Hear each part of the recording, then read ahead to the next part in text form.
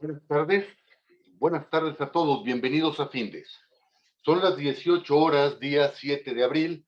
Damos inicio a la transmisión del webinario que tenemos programado para esta ocasión en materia de la reforma fiscal 2022, donde abordaremos aspectos relevantes al respecto. Soy Emigdio Villalobos, directivo de la Fundación. Muchas gracias a todos ustedes por acompañarnos. Está con nosotros el profesor Vicente Romero Said, especialista en la Fundación en el área fiscal, que será el profesionista que llevará a cabo esta plática. Les cedo el micrófono, no sin antes invitarles a todos ustedes a que formulen sus preguntas, nos den sus comentarios y sugerencias, y al término de la plática dispondremos de algunos minutos para atenderles. Don Vicente, buenas tardes. ¿Podemos iniciar, por favor? Con mucho gusto, don Emilio. Muy buenas tardes a todos, sean bienvenidos. ¿Pueden confirmar que me ven y me escuchan, por favor? Te escucho bien, Gabriela, gracias. Muy bien, muchas gracias.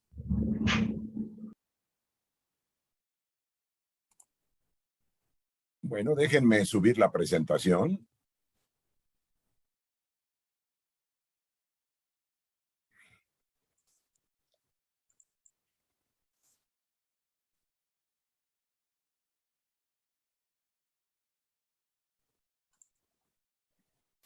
Pues nuevamente sean bienvenidos a Findes. Vamos a platicar esta tarde de manera muy general respecto de los asuntos más relevantes que tiene la reforma fiscal para 2022.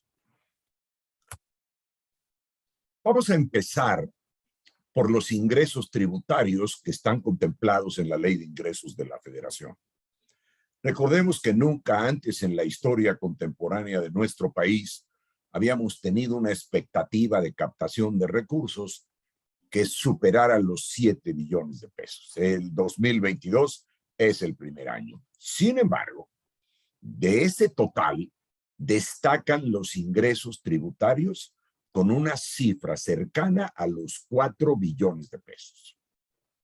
Desde luego, de esos ingresos tributarios, pues es relevante mencionar que el impuesto más importante es el impuesto sobre la renta. ¿Por qué? Porque es el que más recaudación le genera al Estado. Y para ello, si analizamos esta ley de ingresos para 2022, la autoridad tiene la expectativa de recaudar por concepto de impuesto sobre la renta 2 billones de pesos. Esta cifra, si la contrastamos con la del ejercicio inmediato anterior, denota un incremento en números relativos del 9%. Aquí la primera pregunta que nos tenemos que hacer es, ¿eso a qué obedece? ¿A que todos los contribuyentes vamos a ganar más dinero? Y la respuesta es no. Si me permites, la respuesta está en una sola palabra y se llama fiscalización. El segundo impuesto en importancia de los federales, pues es el impuesto al valor agregado, que tu amigo Romero Said llama el impuesto de Kafka. Y lo llamo así porque es el impuesto absurdo, toda vez que es preferible causarlo. Este orden de ideas, la autoridad tiene la expectativa de recaudar 1.200.000.000.000, en donde nuevamente, pues tenemos aquí que la autoridad espera un incremento del 24% respecto del año inmediato anterior. Y nuevamente, pues la pregunta es, ¿eso a qué se debe? Atendiendo a que este es el impuesto al consumo por antonomasia. O sea, ¿el consumo va a aumentar? Y la respuesta es no. Hoy tenemos ya la nueva cifra de inflación del mes de marzo y evidentemente pues estamos en un problema de carácter inflacionario. Por lo tanto, la respuesta nuevamente para poder sustentar este incremento esperado por la autoridad es el tema de la fiscalización. No omito señalar que en los últimos 3 años de este gobierno federal, el impuesto especial sobre producción y servicios denota un decrecimiento del 1%. Y 2022 no es la excepción. Esto es obvio fundamentalmente por el asunto relativo al estímulo a los combustibles, ¿verdad? Y como hoy el gobierno pues ya agotó el estímulo vía IEPS, como lo veremos más adelante, ahora va a conceder un nuevo estímulo en donde las cabezas del sector petrolero van a poder acreditar contra impuestos sobre la renta y contra impuesto al valor agregado. Para reforzar esto, en el tema de la fiscalización, pues vale la pena observar el rubro de accesorios que está representado evidentemente por las multas. Multas de carácter fiscal, lo que le da una connotación a la fiscalización. Y ahí la autoridad tiene una expectativa de 60,000 millones de pesos. No obstante ello, les tengo una buena noticia, no tan buena como yo hubiera querido, pero buena al fin y al cabo. Y se refiere a la retención del impuesto sobre la renta respecto de los rendimientos del sistema financiero.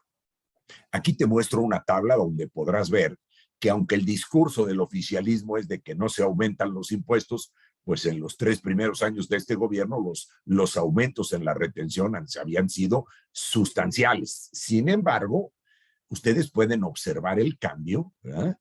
Para que en 2022 la autoridad decidió reducir de manera sensible la tasa de retención, pasando del 0.97 al 0.08, es decir, una disminución del 92%. Aquí la pregunta es, oye, si la tendencia de este gobierno era aumentar y aumentar la tasa, ¿por qué esta reducción tan sensible? Y la respuesta es muy sencilla, estimados amigos. Con la inflación que tenemos y con las tasas que se le están pagando al ahorrador, es obvio que las tasas de rendimiento son negativas y por ello la autoridad decidió bajar sensiblemente esta tasa de retención, que a mi entender, pues para ustedes como contribuyentes, pues representa una buena noticia. Si hablamos ya en materia de la ley del impuesto sobre la renta y hacemos una correlación con las reformas al Código Fiscal, encontramos una constante en la reforma fiscal que se refiere a que cuando el veracruzano, como yo le llamo al SAT, ejerza facultades de comprobación y determine que hay carencia de razón de negocios, va a aplicar consecuentemente las reglas correspondientes. No olvidemos que esto de razón de negocios es una reforma que proviene de 2020, en donde la autoridad tiene la facultad para recaracterizar uno o más actos jurídicos llevados a cabo por los contribuyentes y, consecuentemente, aplicar las disposiciones. Esto se ve reflejado, primero, en la ley del impuesto sobre la renta, en esos supuestos del artículo 11 de asuntos de financiamiento, que concretamente en el caso que nos ocupa, la ley lo llama créditos respaldados. Ahí puede aplicar esta facultad en donde determina carencia de razón de negocios. Otro aspecto que resulta importante de esta misma materia son las reestructuraciones corporativas. Cuando un grupo empresarial decide hacer una redistribución accionaria, puede pedir autorización para que esas acciones se enajenen a costo fiscal. Ahora, pues nuevamente hablamos de carencia de razón de negocios. Como esta operación está sujeta al dictamen de un contador público inscrito, evidentemente tomará la autoridad como base ese dictamen para que en el evento de que ejerza facultades de comprobación posteriormente a la autorización, pues si determina que hay carencia de razón de negocios, obligará a los contribuyentes a calcular la ganancia por la enajenación de esas acciones en los términos de lo que disponen los artículos 22 y 23. Este es un asunto particularmente importante. Y esto se trasluce también, ya en razón de las reformas al código, a todo tipo de fusiones y escisiones, en donde cuando posteriormente al evento la autoridad ejerza facultades de comprobación, si determina que hay carencia de razón de negocios, va a recaracterizar esos actos jurídicos. No omito señalar que a partir de 2022, toda fusión y toda escisión serán sujetas de dictaminación obligatoria. Hay algunas excepciones que están contempladas en la resolución miscelánea fiscal, que como ustedes saben fue publicada el 27 de diciembre de 2021. En impuestos sobre la renta tenemos una novedad. Básicamente, gravita en el ámbito del título segundo, o sea, el régimen general de las personas morales, en donde hablamos del desmembramiento de los atributos de la propiedad. Recuerden que los atributos de la propiedad son dos: la propiedad por sí misma y el usufructo. Y entonces ahora, como la autoridad ha determinado que algunos contribuyentes estaban omitiendo acumular esos ingresos, en la ley del impuesto sobre la renta se incluye un nuevo ingreso cuando se consolidan dichos atributos de la propiedad, para lo cual habrá que ordenar la práctica de un avalúo y evidentemente acumular esto. Sin embargo, esto tiene un reflejo en la contraparte, es decir, no el que enajena los atributos, sino el que los adquiere. Y entonces, hasta el año pasado, aquellos que adquirían el usufructo de un inmueble lo estaban deduciendo con el género que la ley de renta llama inversiones, usando, como se trataba de un diferido, de un intangible, una tasa de deducción del 15% anual. A partir de 2022, esa tasa se reduce sensiblemente y únicamente está permitido deducir el derecho de usufructo en una tasa anual del 5%. En materia de deducciones, recuerden que el artículo 27 de la ley contempla los requisitos que debemos observar para poder llevarlas a cabo. Y hay una reforma que a mí me parece verdaderamente aberrante, ¿eh? En el sentido de que cuando adquieras combustible, con independencia de la parafernalia que tienes que cuidar respecto del contenido del comprobante fiscal digital, hoy estás obligado a verificar que esa estación de servicio que te enajenó los combustibles cuenta con un permiso vigente. Dicho número de permiso tiene que estar señalado en el código, en el comprobante fiscal digital. Pero la pregunta que nos hacemos es, y dime cómo vas a comprobar que el permiso de esa estación está vigente. Para lo cual deberás, pues, acudir a las páginas tanto de la Comisión Reguladora de Energía como la Secretaría de Energía para verificar que el día que te expidieron el comprobante, esa estación de servicio cuenta con un permiso vigente. Por el amor de Dios. Nos queda muy claro que sigue habiendo huachicol, pero a los que cumplen, ¿por qué siempre se les carga la mano? Esto es inadmisible. Un asunto que llama particularmente la importancia es que, como veremos más adelante, hay un nuevo régimen simplificado de confianza para personas morales, en donde el tributo se determina no sobre la base de devengado, como ocurre en el título segundo, sino sobre la base de flujo de efectivo. Entonces, aquellas personas morales que siguen tributando en el título 2 y que acumulan la totalidad de sus ingresos, incluyendo el ingreso en crédito, pues hoy es verdaderamente lamentable que ese beneficio que nos habían dado de la notoria imposibilidad práctica de cobro, bastando con que el deudor hubiera cumplido un aniversario en mora, pues ahora, si el adeudo es superior a 30,000 UDIs, no solo vamos a tener que cumplir los requisitos que establecía la fracción 15ª del 27 hasta el año pasado, sino que ahora vas a tener que obtener una resolución de autoridad competente que demuestre que agotaste todos los medios para lograr el pago y no fue así. Esto es verdaderamente terrible porque se rompe la simetría fiscal que había dado lugar con anterioridad a esa facilidad. En materia de pérdidas fiscales, nuevamente se toca la figura de la escisión y se toca la del cambio de socios. En ambos escenarios, hoy, una pérdida fiscal que provenga de una escisión o de un cambio de socios únicamente podrá ser disminuida con cargo a utilidades fiscales futuras, pero ojo, generadas en la explotación de los mismos giros.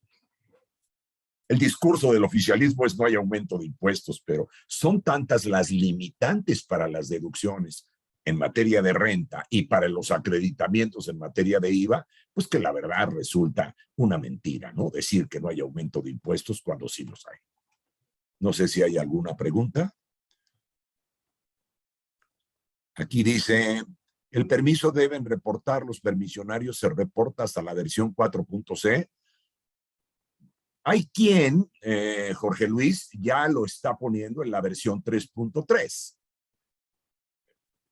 Pero eso entró en vigor el día 1 de enero. O sea, si yo uso la versión 3.3, el permiso vigente debe aparecer ya en el comprobante fiscal. Por lo tanto, hay limitantes tanto en las pérdidas que provengan de una escisión y, desde luego, en un cambio de socios.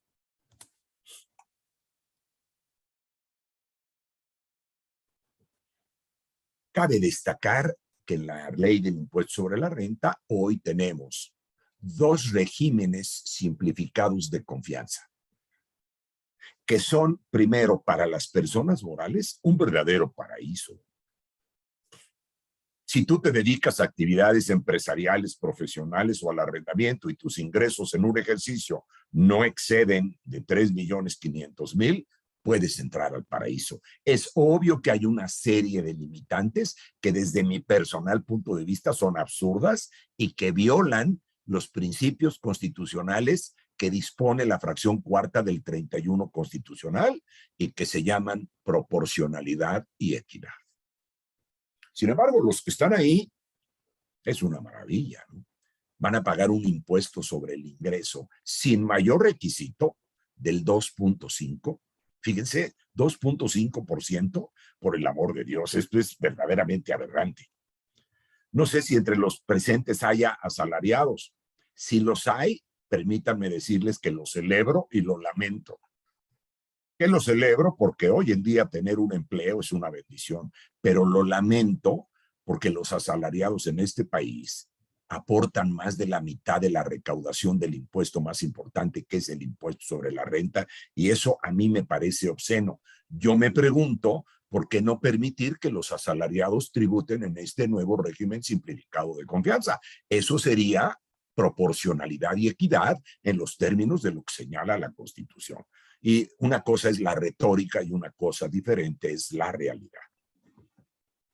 Este régimen de personas físicas, observen, es opcional, en tanto que el de personas morales, no. Y esto denota una falta de técnica legislativa verdaderamente alarmante, porque este método, este nuevo régimen de personas morales está ubicado en el título 7º de la ley, que se refiere a estímulos fiscales, y los estímulos deben de ser optativos. No obstante, las disposiciones establecen que el régimen es obligatorio. Obviamente, estas personas morales que van a tributar ahora en este nuevo régimen simplificado de confianza, pues algunas tienen la gran ventaja de que van a tributar sobre la base de flujo de efectivo. Acabo de señalar que cambiaron en título 2 la deducción de una pérdida por un crédito incobrable, ¿verdad? Estableciendo cosas verdaderamente incumplibles, ¿verdad? En tanto que alguien que tribute en el régimen simplificado de confianza de Morales no tendrá que ocuparse de eso porque gravita sobre la base de flujo de efectivo. El argumento para haber creado este nuevo régimen para las personas físicas es la desaparición del inmediato anterior, el régimen de incorporación fiscal, que tú y yo conocemos por su acrónimo de RIF.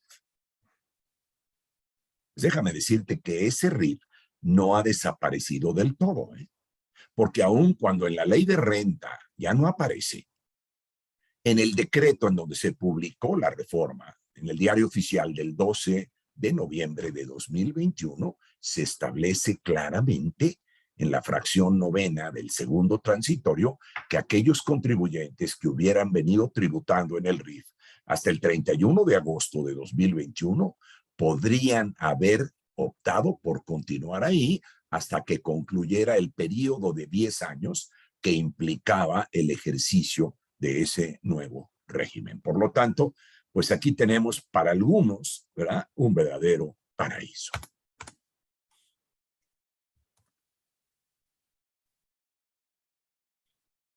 Aparece nuevamente en la ley del impuesto sobre la renta y obviamente también en el Código Fiscal, la reiteración de los principios de plena competencia económica.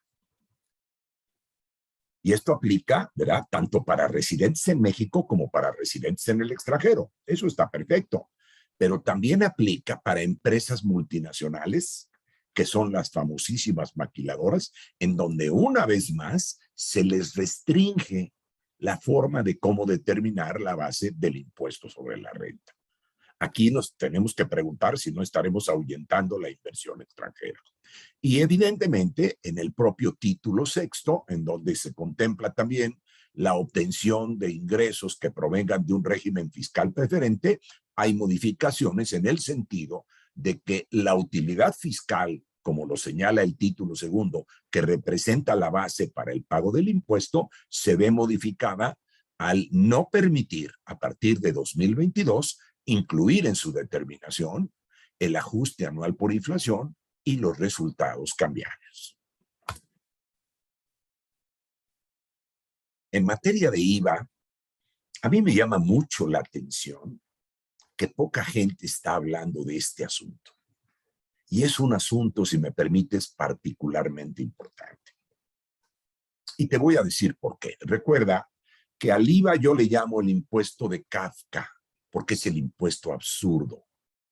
Y digo esto porque el IVA es preferible causarlo, porque cuando lo causas, no lo pagas, lo trasladas y lo paga otro.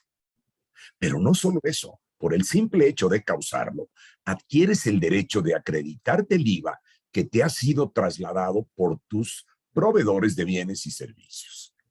Sin embargo, el tema de este impuesto se llama el acreditamiento. ¿Qué implica esta reforma?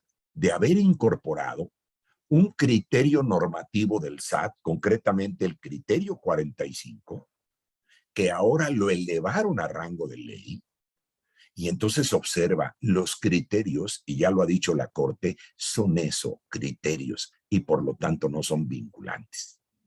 ¿Qué pasa ahora al haber elevado este criterio a rango de ley? Que tu proporción de acreditamiento va a disminuir. Son los actos no objeto. Recuerda que esta ley tiene como hecho imponible la realización de actos o actividades, que son enajenar bienes, prestar servicios, otorgar el uso goce e importar. Pero son respecto de una contribución territorial y doméstica, actos en México.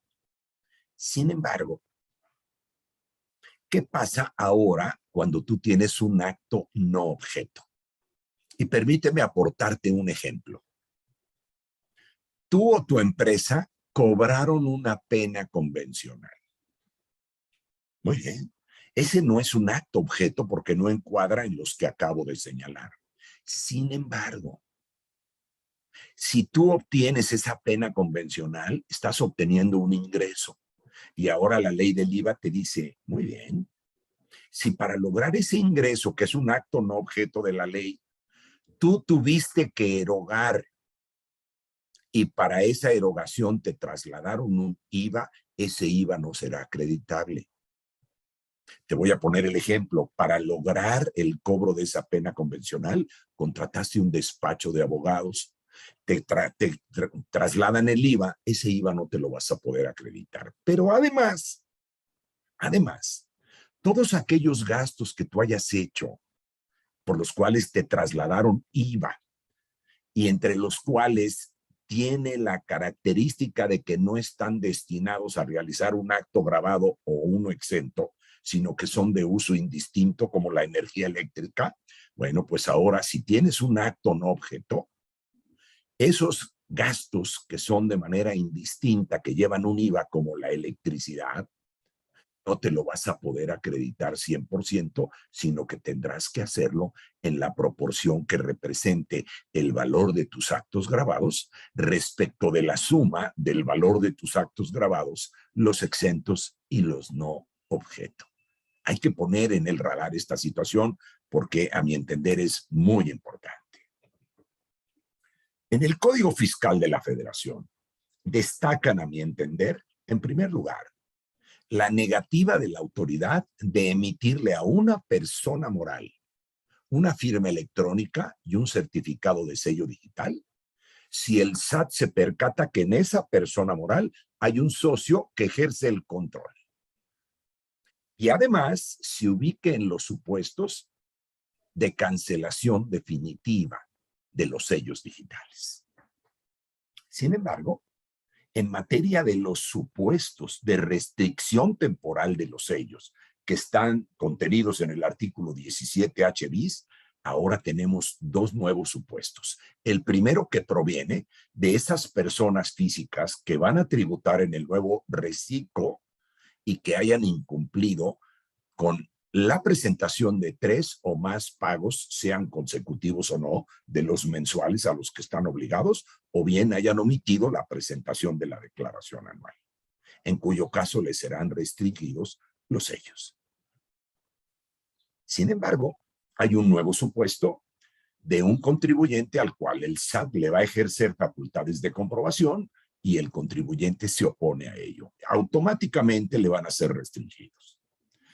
Pero a mayor abundamiento, había un supuesto que proviene desde la reforma de 2020, en donde el SAT presume que no coincide lo que estás emitiendo a través de CFDI con los ingresos que estás manifestando en tus declaraciones y con lo que estás registrando contablemente, cuando tú y yo sabemos que eso jamás va a coincidir. Por ejemplo, si tú obtuviste una ganancia cambiaria, es un ingreso acumulable, pero eso no se documenta con un CFDI. Ahora, le amplían el espectro para llevarlo también a no solo a los ingresos en el ámbito de la ley de renta, sino también al del valor de actos o actividades. Por lo tanto, en este contexto, ahora van a gravitar los 3 impuestos más importantes, que son renta, IVA y IEPS. Por lo tanto, hay que tenerlo presente.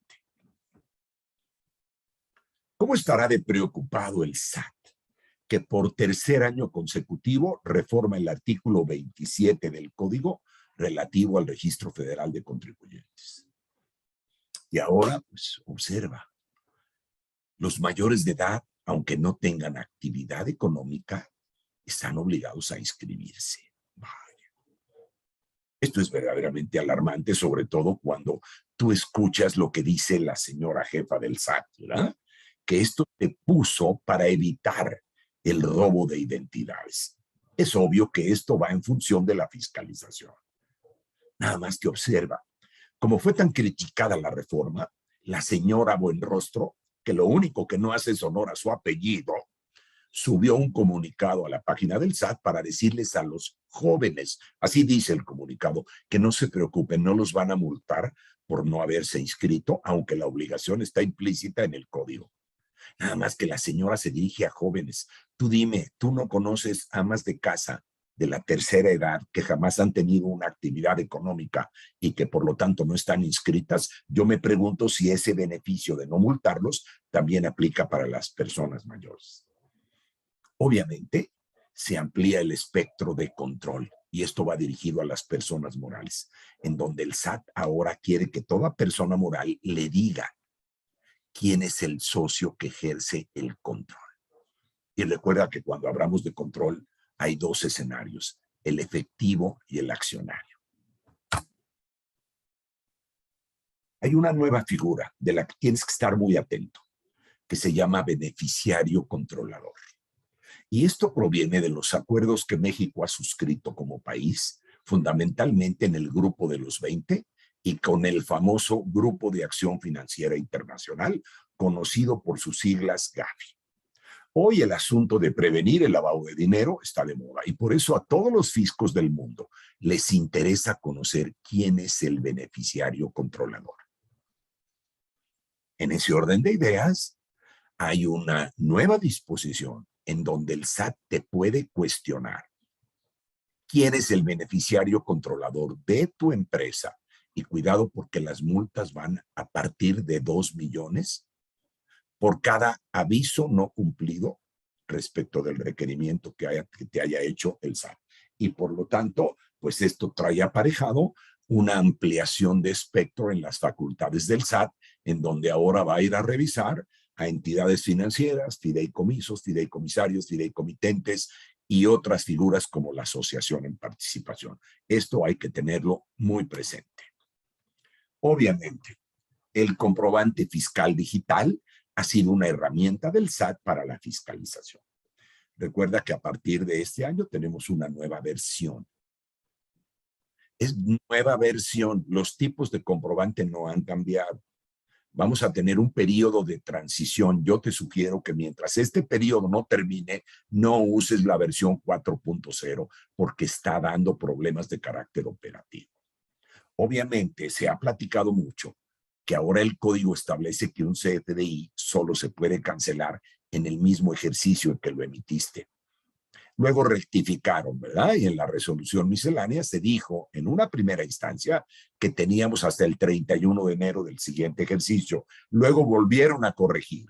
Y finalmente hoy la regla 2.7.1.47 ya establece que tienes de plazo para la cancelación hasta el día en que vence el plazo para que presentes tu declaración del ejercicio.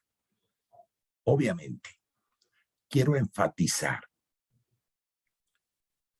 Lo que es nuevo es la versión. Los tipos de comprobante no cambiaron. Y me voy a referir al CFDI de egreso. Recuerda que este CFDI, en los términos del estándar del SAT, únicamente sirve para documentar tres cosas: el otorgamiento de un descuento, rebaja o bonificación, una devolución de mercancía o la aplicación de un anticipo. Nada más que ahora, ese CFDI de egreso solo se puede emitir siempre y cuando justifiques el por qué lo emitiste. De tal suerte de que si te hacen una devolución de mercancía, vas a tener que justificar con tus registros contables que esos bienes que te están devolviendo reingresaron a tu almacén y tus registros contables fueron afectados en ese sentido. Pero si tú otorgas con posterioridad a la operación un descuento, una rebaja o una bonificación, lo vas a tener que justificar con tus políticas. Y estos descuentos se otorgan por dos razones: volumen y pronto pago. Por lo tanto, tenlo muy presente porque hay quien venía haciendo la práctica de que si se equivocaba en un CFDI de ingreso, quería eliminarlo con la emisión de un CFDI de egreso. Eso a partir de 22 no está permitido. Regresa el dictamen obligatorio. ¿Por qué? Bueno, al decir de la autoridad, porque cuando desapareció la obligación en 2014, se estableció en su lugar la presentación de la famosa declaración informativa sobre la situación fiscal. Y al decir de la autoridad, los contribuyentes la estaban presentando incompleta y con errores. Por eso dijeron que el contador público es el profesional idóneo para asesorar adecuadamente al contribuyente. Nada más que hoy el contador tiene que incluir en su informe que si de su revisión surge la determinación de conductas que pueden implicar la comisión de un delito, está obligado a informarlo, porque de lo contrario lo van a acusar de encubrimiento. Esto es verdaderamente lamentable, ¿eh? La auditoría se sigue haciendo sobre la base de normas internacionales aceptadas y con base en pruebas selectivas. Esto que pusieron es verdaderamente inadmisible, ¿eh? Yo dictaminé durante 40 años. Hoy, afortunadamente, no lo hago. Y si estuviera en condiciones, no lo haría, ¿eh? Hay nuevos espectros de infracciones y multas, pero voy a referirme solo a dos. Fíjate, el primero se refiere al régimen de grupos de sociedades. Y cuando estos grupos hayan declarado una pérdida que el SAT determine excesiva en ejercicio de facultades, la multa va a oscilar entre el 60 y el 80% sobre la diferencia. Hace un momento te hablé de la restricción temporal de los certificados de sello digital. Algunos contribuyentes se valieron de otro para que emitiera el comprobante y se pudiera lograr el cobro, ¿verdad? Esos contribuyentes que se prestaron ahora están considerados como EFOS. Y en primer lugar, van a tener que desvirtuar esa presunción del SAT, pero además, por cada comprobante emitido, la multa puede oscilar entre el 55 y el 75% del monto de cada comprobante. Y eso se llama nuevamente fiscalización. En materia de IEPS, bueno, los cambios son mínimos. El primero es que en el capítulo de definiciones, como el futuro ya nos alcanzó, hoy hay una definición del marbete digital, aun cuando sigue existiendo la posibilidad de usar el marbete fijo. Sin embargo, no omito señalarte, el estímulo a las gasolinas en IEPS ya se le acabó al gobierno. Ya no tiene de dónde echar mano y por eso ahora le van a inyectar. Hay varias cifras, ¿verdad? Entre los analistas hay quien dice que va de los 200,000 a los 330,000 millones de pesos. Entonces, esto es proteger a los pobres. Yo te pregunto, ahí te lo dejo de tarea. En materia del impuesto sobre automóviles nuevos, fíjate, hay una expectativa de recaudación de 12,000 millones de pesos. Y la pregunta es, ¿se van a vender más automóviles nuevos? Y la respuesta es no. Lo que pasa es que ahora el blindaje forma parte de la base del impuesto. Esto termino mi participación. Agradezco mucho tu atención y estoy atento para el evento de que haya alguna pregunta o comentario. Don Emigdio. Gracias, don Vicente, gracias. Daremos unos minutos a los asistentes por si quieren realizar alguna pregunta, darnos alguna sugerencia o comentario. Y mientras esto sucede, recordarles que todos los jueves a las 18 horas estaremos abordando diferentes tópicos de interés, tópicos de actualidad en el ámbito de los negocios.